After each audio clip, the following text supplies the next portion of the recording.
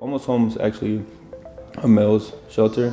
So what made me come up with this idea was they also have this thing called the open closet, and so it's basically a room full of clothes where people are able to come and choose what they need.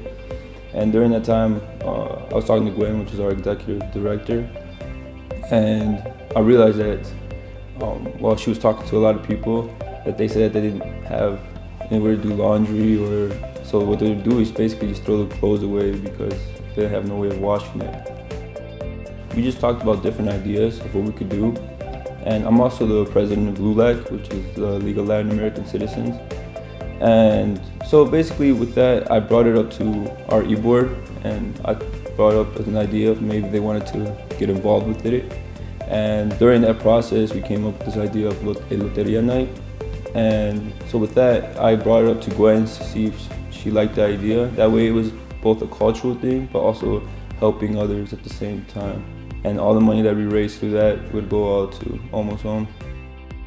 We ended up raising $608, which was amazing. Honestly, I really thought we were probably gonna raise around $200, but when we got the final total of $608, it was amazing. And then another thing that was pretty cool, there was people that didn't show up just because they couldn't, but they still donated money to us, which was pretty awesome. And we told her the total at the end of the night, and she was surprised too. She had the same thought process as I did, that we were probably gonna raise around $200. And when we found out it was, because that night we found out it was $550. That's what we had gotten, but then people donated more. And so it just kept going up, and yeah, she was just amazed.